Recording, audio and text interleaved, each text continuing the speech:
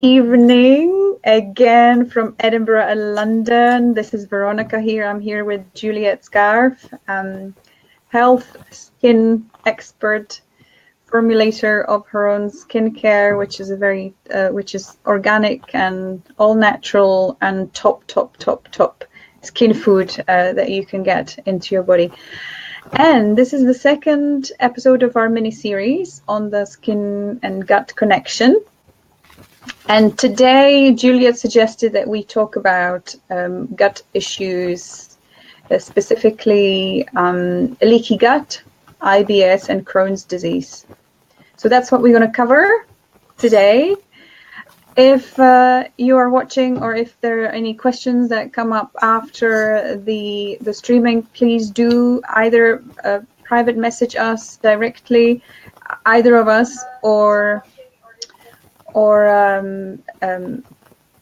was going to say private message us, or make a comment, or just reach out in any way you can, and we'll be very happy, or I'm sure Juliette will be very happy to help. Yes, absolutely. Okay, so where do we start? I just asked you before we started not screaming.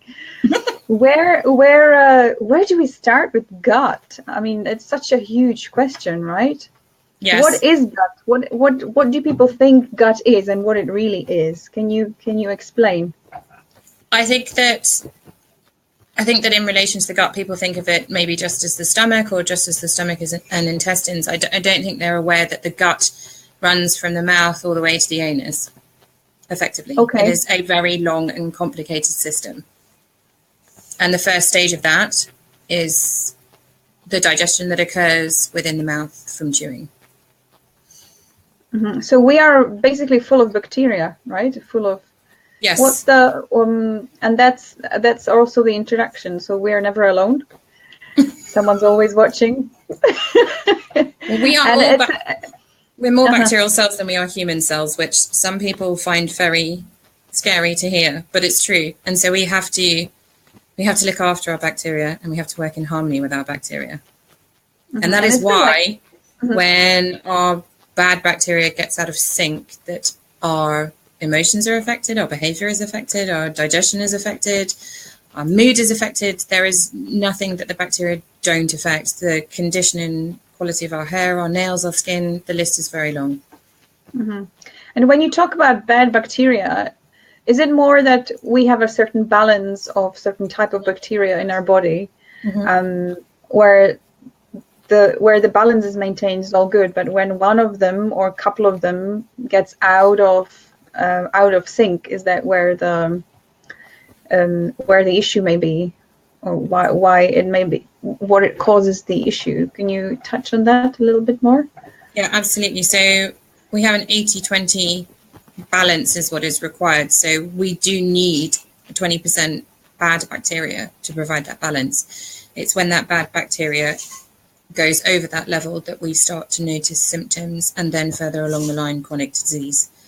In terms of our actual gut, science still hasn't counted how many strains of bacteria, both good, bad, and ugly, there actually is. So there are very few strains that have been studied sufficiently to be able to say exactly what they do and how they operate. It's an area that is not as well understood as it could be, and hopefully there will be more and more research put into this area. But what we do know is that bacteria interfaces with every single system in the body and has a profound effect on our health. So Hippocrates was not wrong when he said that the digestion is the seat of our health. It absolutely is, and everything goes back to it, which is why I'm so passionate about it.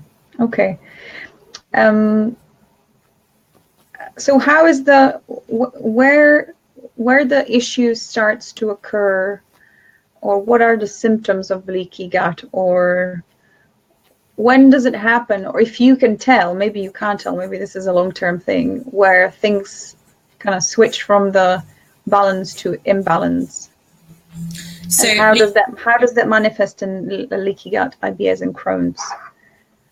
So there's a huge distinction between leaky gut IBS and Crohn's. So if I just define leaky gut, which is a term that's misunderstood by a lot of people, it basically means where the gut lining has the structural integrity of it has broken down to such an extent that there are holes in it, which means that what we eat can then escape into the body where it's not meant to be. It's not meant to be floating around the bloodstream. And the reason that this causes symptoms, which will be different in every single person, there is no robust, definitive list, but there are very clear symptoms that will point an arrow in that direction. So as soon as something is in the body that isn't supposed to be in that area, you have the immune system activated. You then have inflammation. So the body goes into sort of warrior mode because it says, uh-oh, that's not supposed to be there. What's that doing there? So it attacks it. And meanwhile, we as the person experiencing this often have no idea that this is going on. But what you will notice as a starting point is a decrease in energy as that energy is diverted to deal with that process. You'll feel sluggish, you'll get brain fog, or as some people experience, cloudiness in their thinking. It will affect your memory. There are lots of different things. And of course, it will affect your ability to break down food, your ability to assimilate nutrients from that food. You may suddenly wake up one morning and discover that you can no longer tolerate peanuts, for example, or you can no longer tolerate eggs. All sorts of foods can suddenly trigger sensitivities. Gluten being the biggest contender. Okay, so it's when you for example, I mean, you might not even know that you have leaky gut, right? Yes. You would have all these symptoms, but that could be, if you go to the GP, for example, that could be associated with various other labels things. or other things or conditions. Is there anything that's misdiagnosed in your opinion? So well, instead of leaky gut, is there anything that's, if you know what I mean? Migraines often will have a basis, certainly in my experience, twitching, muscle cramping. This is the thing, the body reacts to inflammation in so many different ways and everyone truly is so unique. And someone can have 3 out of, say, the 15 symptoms, and then someone else only has 1, but it's still got the same underlying, and it is very dependent as well. Someone can have leaky gut and have a fairly good diet, and so they're going to have less symptoms than somebody who has leaky gut and they're living off processed food, high stress, lack of sleep, all of those things. It is so dependent upon the individual, but the skin is going to be the first place that is going to show evidence of leaky gut, because the skin is the largest organ of detoxification. So what does the body try and do when it's becoming toxic and what I call backed up? It starts to push out through the skin. The skin is the third kidney. So what does we'll go back to the skin and how it manifests, but what would be if you can share from your own clinical experience working with your clients, what would be a typical, is there such thing as a typical person's lifestyle that would that you would think, obviously after rigorous questioning and going into depth assessment, is there such thing as a typical person's lifestyle that would manifest in leaky gut? Yes, it would be somebody who historically does not eat fiber of any type, who has a very slow waste removal system. By that I mean somebody who does not move things through the digestive tract. It is becoming unbelievably uncommon to hear clients talking about the fact that, they haven't passed a stool for a month. I used to be shocked hearing this. Now I'm hearing it more and more. Constipation. And some people think that this is normal. I can't begin to imagine how uncomfortable they must feel. But this is not unusual. And it's not normal, by the way. No, it's absolutely not normal. And what would be considered optimal would be a bowel movement 3 times a day. Whereas if you asked a GP, they would consider that to be diarrhea, which I find mind-bending on its own. But So yeah, you want to be moving your bowels, and if you are sufficiently hydrated, if you have sufficient fiber in your diet, if you have sufficient good bacteria, and the peristalsis action. So again, another factor to think of is that if your magnesium and calcium balance is out, which controls the contraction of the muscles and then the stretching of the muscles, then you're, of course it's going to affect peristalsis. And another thing that hugely affects it is the people hate talking about this, is the actual design and structure of the English toilet. It is of no use to us whatsoever. It really helps to close in half the actual expulsion of wastes. So the best way to do that is to I can't show you on camera, but to lift your feet up off the ground so that your knees are much higher, and then that helps. So that's sort of really, squatting. Yeah, that would be a natural squatting position, wouldn't it? Yeah. You know, when we go overseas, we're horrified when we see things like this in other countries, but I assure you they have much better digestive health than we do. So for someone who's constipated, that's a great tip, and it can really help, and it certainly reduces the constipation and the contraction pains that people with IBS suffer. So just to explain how Crohn's differentiates from those two that we've covered. So IBS can manifest as diarrhea, constipation.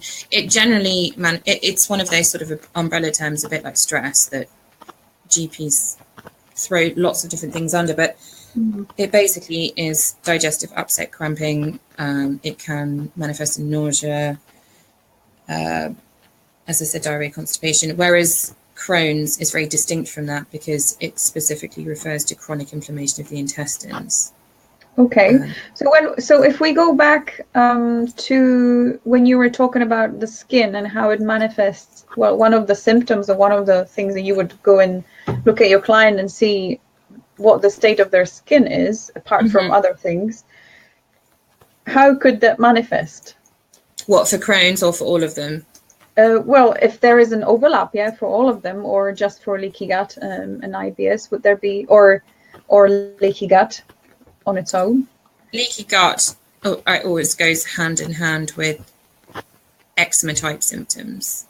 Crohn's often goes hand in hand with rosacea, which will manifest on the face, certainly around this area. Also psoriasis, and quite severe psoriasis, dandruff.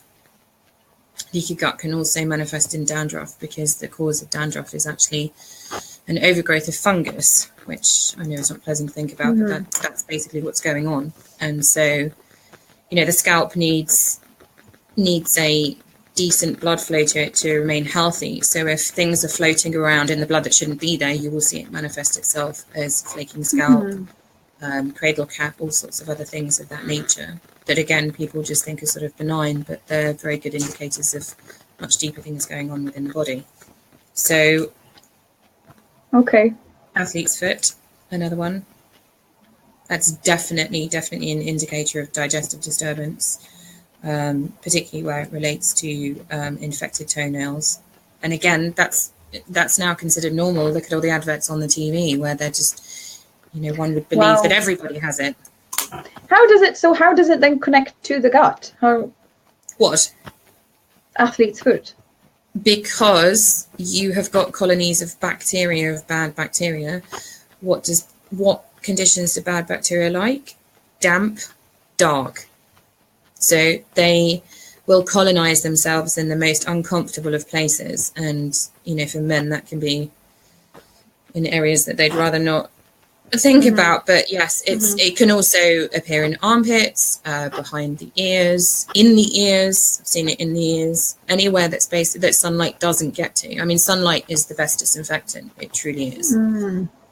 So all those places, I mean, all those other symptoms or imbalances are related to gut. That's just amazing. And so many people go and see an advert or buy this cream or this potion, this lotion, and over the counter, but they actually are not looking at the root symptom. The root cause Yeah, that's just fascinating. I just find our body is so intelligent that will always try to protect itself. Yeah. And to sustain the key systems. So it makes sense to me. But yeah, I feel more connections need to be made between separating one illness or one condition from looking at the body and looking at our system as a whole, in a holistic way. Well, every symptom I see is the body trying to communicate with us, trying to bring something to our attention. And we can either choose to embrace that or ignore it. And I think ignoring communication of that type long-term will lead to chronic illness. It's the body's early warning system. So yes, I take fungal infections in toes and feet very, very seriously, because they are serious. They show a serious problem that's going on underneath. And again, it's considered ubiquitous. Look at how many products are out there. And also people don't think about the chemicals within those products, how strong and damaging they are to the body. And hilariously, those chemicals have a proven destructive effect on the gut lining. So you can see how you're going round in circles, and people scratch their heads and say, well, hang on a minute, why has it come back again? Well, it will come back. Bacteria is opportunistic. It will come back whenever the body's defenses are down sufficiently to allow it to. And all you need is a period of stress or upset, and bingo. Okay. Yeah, so please, I got blurry in there, I'm back. Please make sure you pay attention to what your body's telling you. Yes. Please, please, please do that. Should we discuss some solutions for... So would the solutions be different for leaky gut and different for Crohn's? Or would it be better to talk about Crohn's a little bit more in detail, and then if the solutions overlap, then maybe talk about them at the end? There's huge overlap. What I would say in relation to Crohn's is that the changes to the diet need to be stricter, or the exclusions to the diet, should I say, need to be stricter. So Crohn's is more serious than leaky gut in many ways, because if the intestines are inflamed, then the cascade of problems that result from that are huge. You're not absorbing food. There can be enormous weight loss. I mean, just the effect of the immune system is enormous. So what I would say in relation to Crohn's, or anyone that is suffering from Crohn's, that they need to be incredibly strict and remove items from their diet that cause inflammation. So you're talking about pasteurized dairy, eggs, grains of all types, including even spelt and rye and things that people would relate to being much better for them than gluten. But all grains have got to go. The only way that grains can be eaten is if they're soaked, and you can't buy, as far as I'm aware, in London, soaked grain bread. It's just not available. I think the only brand that you can get is American, called Ezekiel, but I don't even know if anyone stocks it here. Nuts, they've got to go. Soy and soya, absolutely got to go. Any processed proteins, whey proteins, soya, all of those kind of things have got to go, because they contain milk proteins and sugars that the body just can't break down. Nightshades, they can cause absolute chaos. So potatoes, tomatoes, aubergines, all the good stuff. And sugar, absolutely no. And the almighty sugar. That may sound that's a topic on its own that we should probably cover as well. Yeah, that'd be very interesting. So in terms of solutions for leaky gut, I have lots of them, but let's just go through, I suppose, the easiest to remember. Tap water, got to go. The chemicals in tap water cause absolute chaos with the gut. They are full of bromides, fire retardants, chlorines, fluorides. I could talk for hours on what those chemicals alone do to the body. They're neurotoxins.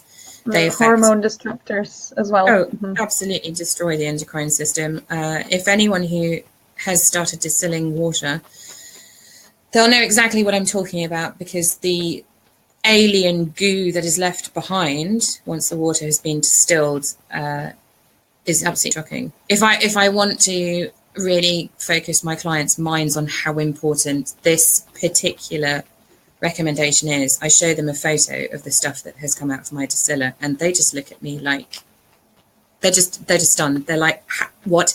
And I say to them, yes, that was previously going through my kidneys before I started. Our bodies are not designed for this. We are not filtration systems in that respect. And I know it's difficult to wrap your head around the fact that these chemicals are clear, and so you can't see them coming out of the tap, but I assure you they are there. And just that one change alone can make an enormous difference. Yeah, I talk a lot about water, as you know me. Yes. And the importance of filtration and really removing the chemicals. And people still think, oh yeah, we have good water. Well, no, if it goes through the system, the municipal or the city system, it does collect all sorts of drugs and residues from people's medication, and those are things that will not be removed. We don't have the capacity as mass filtration to remove those things. So although they may be, and I'm not even speaking about the other stuff what's in there, but although they may be in very small amounts, does not mean that they are not potent, especially when they are in a combination with other drugs or other residues or hormones or the pills. Women are on the pill, right? So this, like, how does it get out of the body? Well, of course you're going to pee it out. So it will have to be somewhere, and it's not removed. So filtration, high quality filtration, to start with, it's essential. Very, very, very important. I'd say for everyone, but especially when you have kids and babies, and we hear about what it does to hormone disruptors, what it does to animals, or that changes the gender. I mean, atrazine. Atrazine used in pesticides can actually change your sex if consumed over, and it's still legal. The idea that the people that preside over us and make decisions for us care about our health is utterly laughable. So no, we have to protect ourselves. And yes, water and filtration, I think, is a cornerstone of health. Absolute cornerstone. And if someone is looking to invest and they've only got the resources for one thing or a limited budget, then I would put water before supplements, before anything, because we're 80% water. We are water-based hydroelectric beings. It's critical. Again, another topic on its own that we can talk about, because that really needs much more attention, or deserves a lot of attention.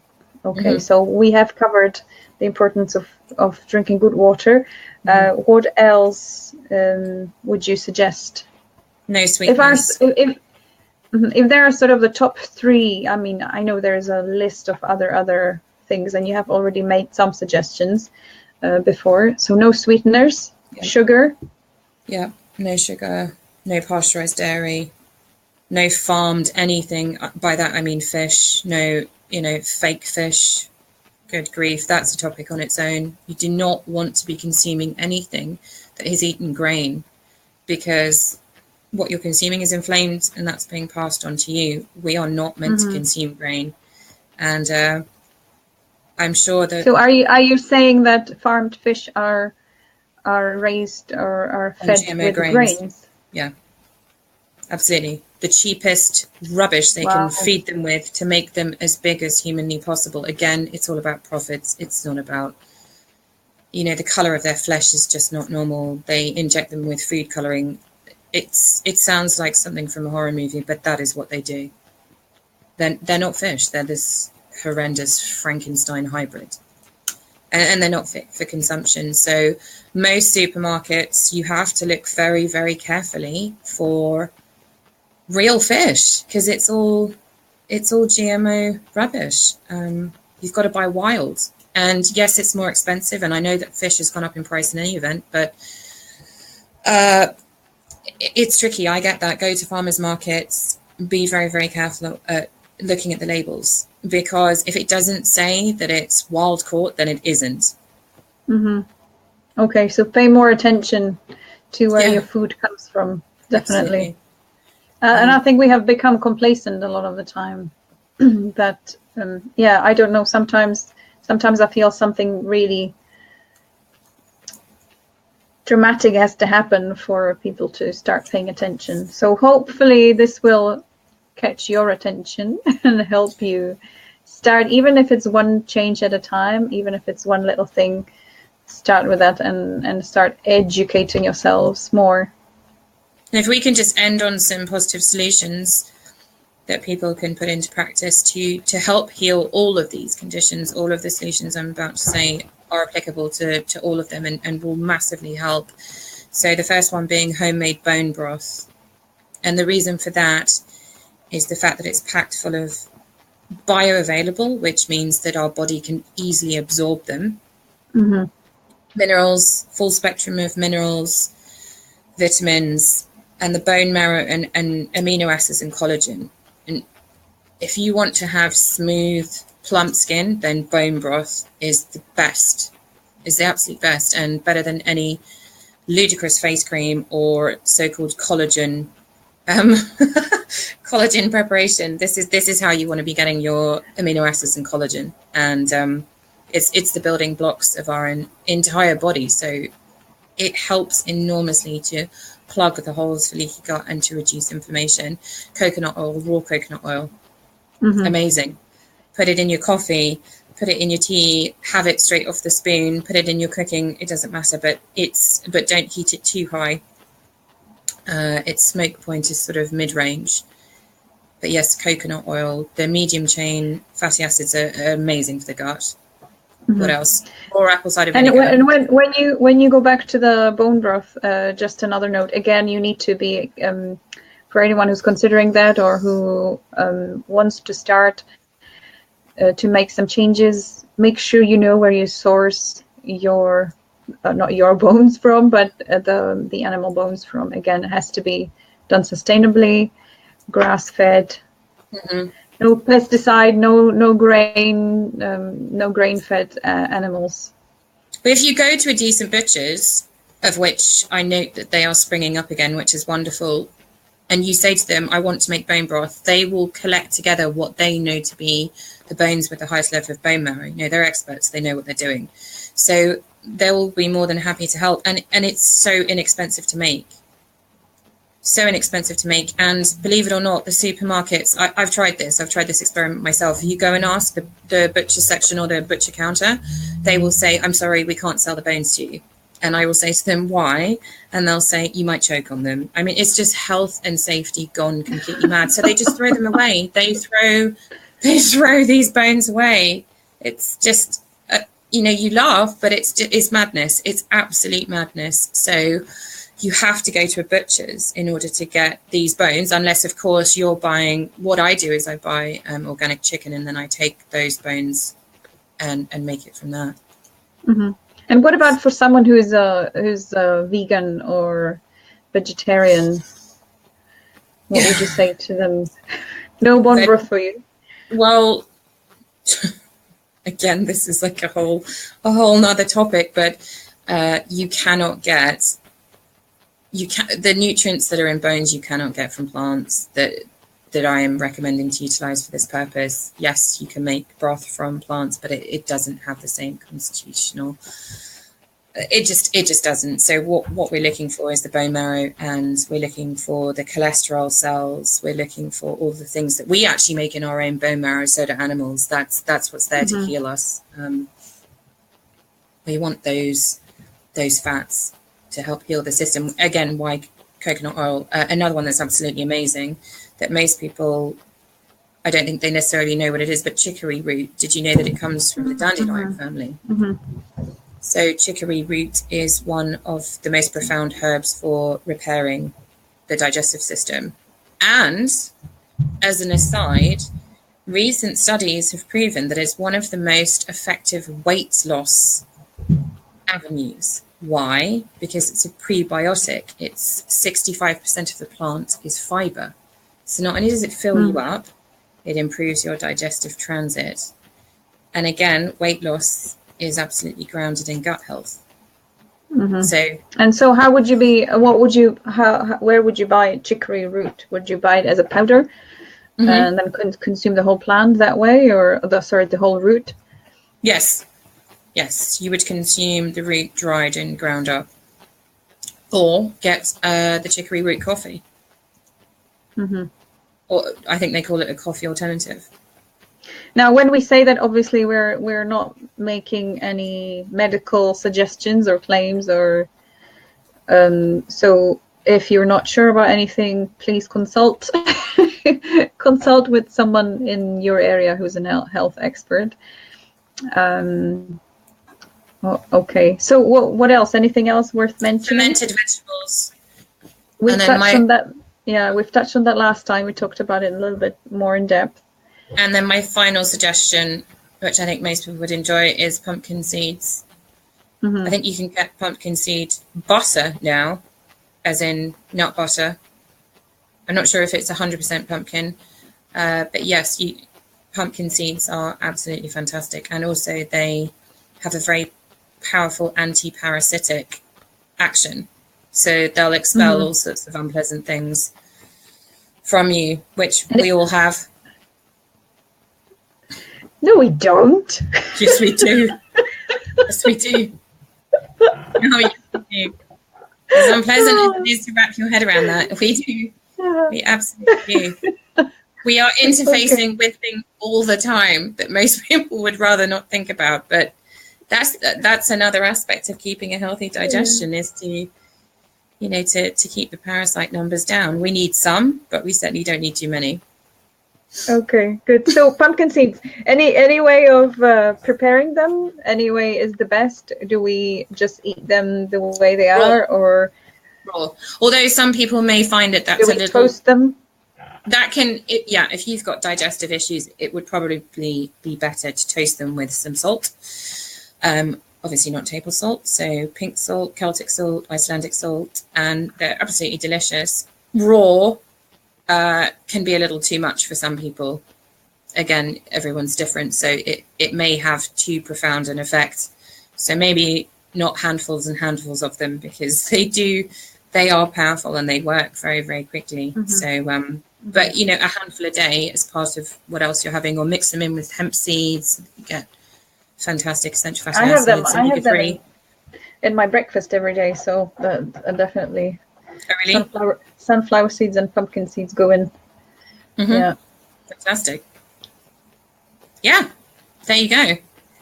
I can fit in some more suggestions if you like, if we have time, or we can save it for another day. We have time, yeah, we have time. So, unless you want to talk about it more in depth, I mean, we can continue next time. Because next time we're going to be talking more about the food sensitivities. Is that correct? Yeah. Yeah. So I would add into this ginger and peppermint. So raw ginger, amazing. Use it in your cooking, juice it. Although some people do, again, a bit like the pumpkin seeds, they can find it a little too strong, or some people find the taste too overpowering. But you can just cut like an inch of ginger and then just have it in hot water, and then it's not too intense. If you add in peppermint, it has a calmative effect, which means that it will halt IBS symptoms in their tracks. And ginger is also fantastic for any reaction to food where you feel nauseous or have that sort of washing machine stomach feel. I know that a lot of people can eat out and come home and feel like that. That's because you're having a reaction to something that's in the food, quite often MSG that you're not aware of. So peppermint and ginger can be really, really good to overcome that. Another one that's great for MSG that you've taken in by accident is red clover. So essential oils can also be used 2 drops in a large glass of water of both of them. Is also hugely beneficial if you would prefer to use essential oils over the actual fresh material. But yeah, peppermint straight from the garden, peppermint tea, amazing, absolutely amazing. Fantastic. So that will help, and also it has a sort of prebiotic effect as well, and it's just very soothing on the digestive tract. One of my favorite. Awesome. Okay, well, thank you so much, Juliette. Again, I'm encouraging you, if you are watching the recording later on, please do send us a message or comment, or reach out if you have any questions. Juliette, of course, does consultations. You do consultations over Skype as well, or does it have to be in person? I prefer to do it in person, but in certain circumstances, I will do it remotely if someone's too sick to travel. But yes, because it's so important to look at the person's skin up close and personal. So yes, in person. Okay, wonderful. And we will be streaming again on the topic of food sensitivities and intolerances on Sunday evening. Is that correct? Yeah, Sunday evening around the same time. Most probably we will schedule another call once we have confirmed time. But thank you, Juliette. It's been a pleasure again to learn from you and to share your extensive, amazing knowledge, in-depth knowledge that you have acquired after years and years of study and years of practice and your clinical experience. So thank you so much. That's Juliette Scarfe and Veronika Appleford Divincova from Living Health, and we look forward to speaking to you again on Sunday. Have a great evening and a nice rest of the week. Good night. Good night. Bye.